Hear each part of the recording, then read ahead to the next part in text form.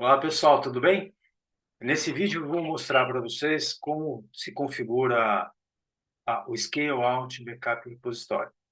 Essa é uma funcionalidade dos repositórios que a gente pode configurar na solução da Vim.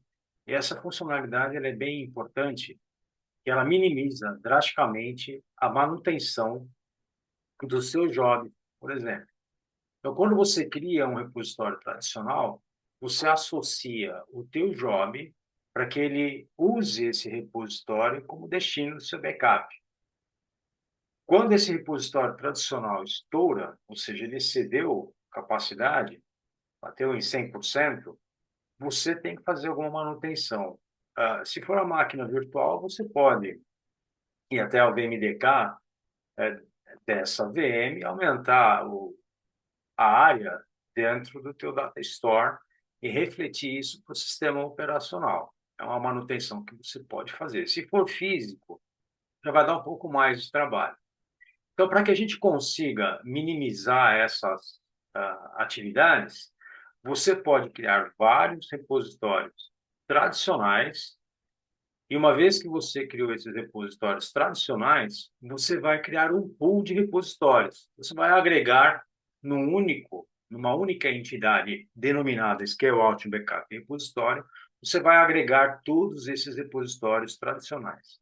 Aí eles passam a ser conhecidos por extent. Então, o teu Scale Out Backup Repositório, ele é um conjunto de repositórios tradicionais.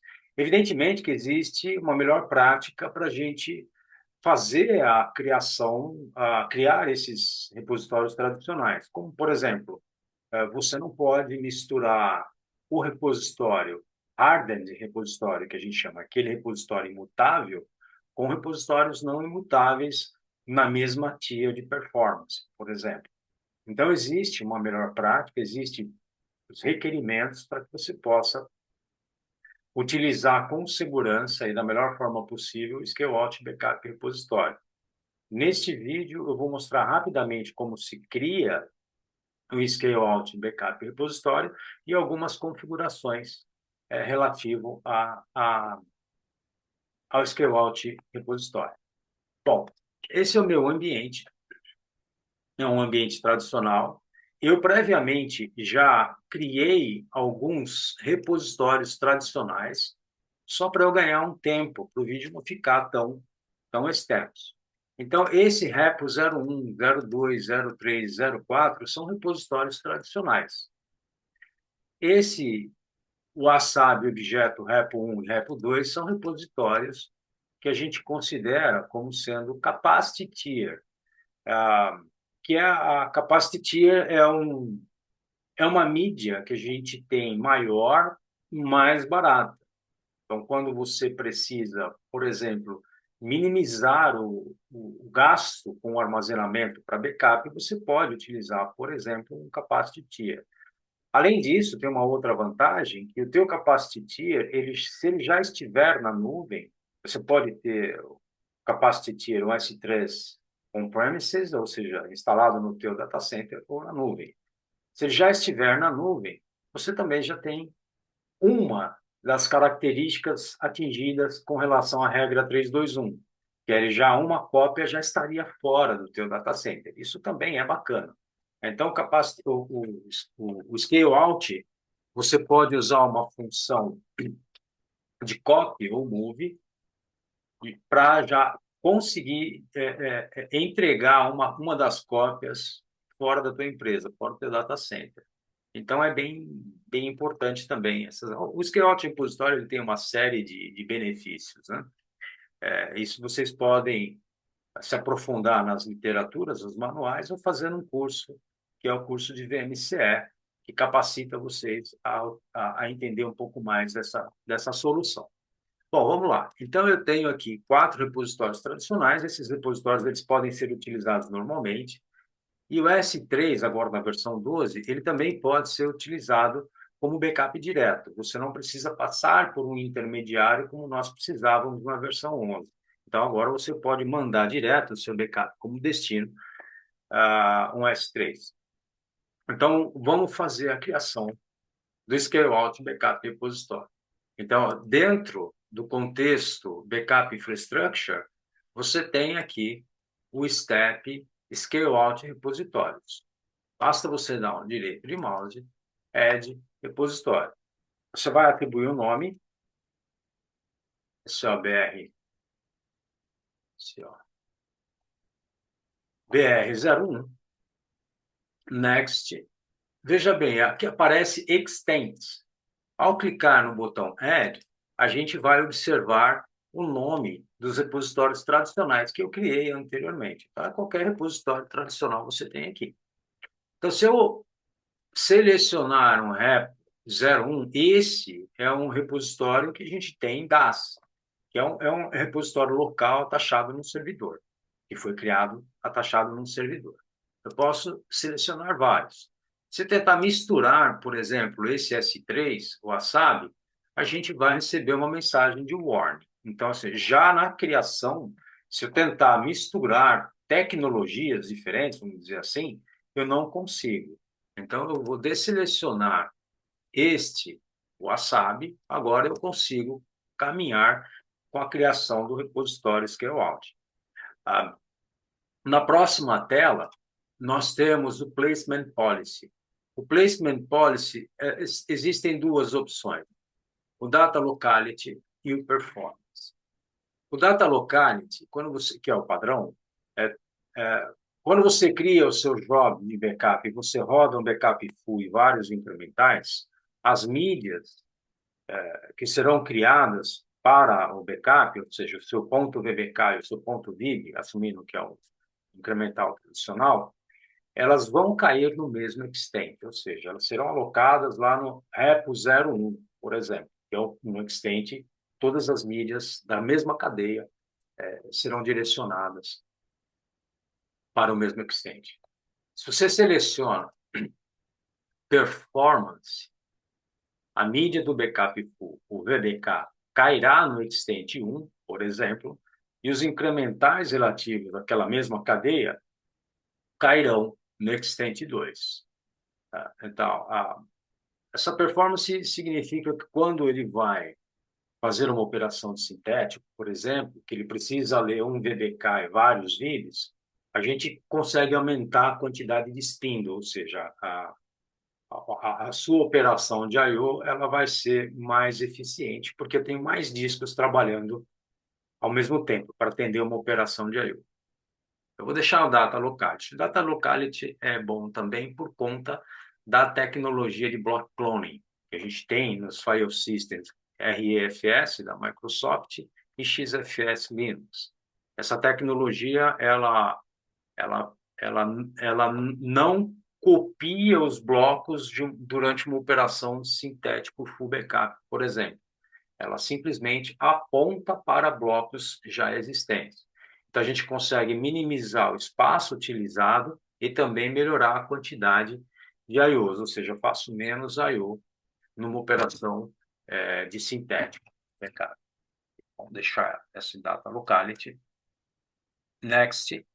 E se eu quiser, eu posso atribuir a capacity tier. A capacity tier vai ser algum S3, por exemplo. Então, se eu clicar em Choose, a gente tem a opção.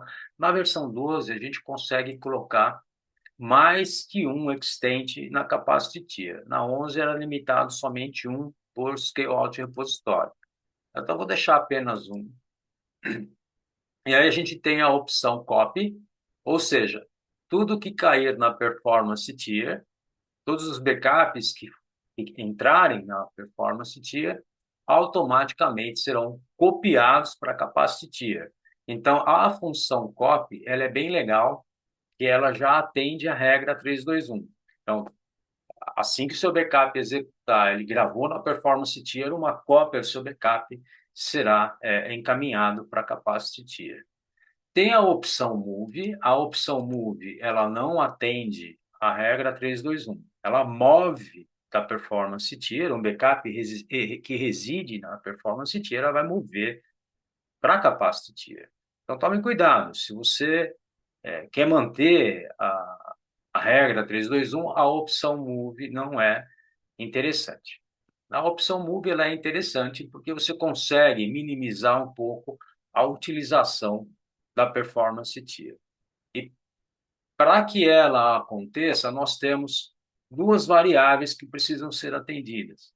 Ou seja, só será movido algum arquivo de backup, alguma mídia de backup para a capacity tier quando duas condições forem atendidas.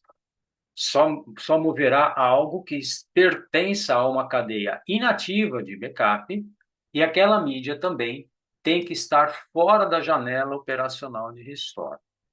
Ou seja, somente quando atende essas duas condições, a mídia será movida. Ok, e pode ser também criptografado. Eu vou deixar o mais simples aqui, só com o copy. Next, acabou a criação do meu repositório Scale-out, né? Scale-out Backup Repository. Se eu quiser, eu posso ainda utilizar a opção de archive. A opção de archive, ela é utilizada como se fosse um arquivo morto. Ou seja, aqueles arquivos, né, aqueles backups que você nunca ou quase nunca vai restaurar, você pode direcioná-los para o archive. Aí ele não aparece aqui para mim à disposição porque eu não tenho o repositório configurado para ser considerado como archive. Bom, deu apply, foi feito o meu backup scale-out, o meu scale-out backup repositório foi criado. Aguardar só um minutinho. Ok. Criou ele aqui. Bom, agora para usá-lo, como eu faço? Para usar é super simples. Então você pode alterar este job, por exemplo. Se eu quiser alterar este job, ele vai ter que movimentar as mídias, né? Isso vai demorar um pouquinho para a gente fazer, mas eu posso direcioná-lo aqui, olha, para o Scale Out Backup Repository. Eu posso já criar automaticamente, criar já indicando, né, para um novo job, indicando o backup como repositório, Scale Out Backup Repository. Backup no SABR. Adiciono as minhas máquinas, por exemplo.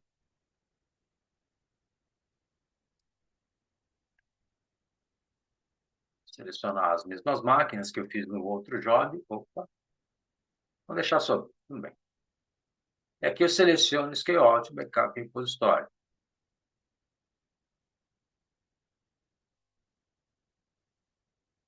Ok. Bom, vai ser executado esse backup. Eu vou dar um pause no vídeo até que ele acabe, só para o vídeo não ficar tão grande. Volto já. Bom, pessoal, dois backups já rodaram, né, nesse intervalo de tempo. E eu possuo agora, fiz o backup dessas duas VMs, eu fiz um backup full e um backup incremental, já para mostrar para vocês a disposição dos arquivos, né? Então, o meu scale-out backup repositório ele é composto por dois extents no meu caso. Então, uma VM com a sua cadeia, ela consumiu o extent 1, vamos considerar, e a outra VM, também com a sua própria cadeia, veja aqui, ó, VBK, VIB, e o VBM, o arquivo de controle, né, de metadado. Cada um foi gravado num extent específico. Então, essa daqui é a função do performance, né, o placement policy, data locality, perdão, ele direcionou uma própria cadeia, uma única cadeia no extent e a outra cadeia no outro extent. Então, é bem simples a gente lidar com o scale-out backup repositório. Então, se eu executar mais um backup incremental, essas duas VMs, ele vai consumir, vai criar para nós aqui mais um VIB dentro dessa pasta, dentro desse extent, em cada um deles. E vamos supor que o teu, olha aqui a criação dele, já fez a criação deles aqui, ok? Isso é automático, esse balanceamento.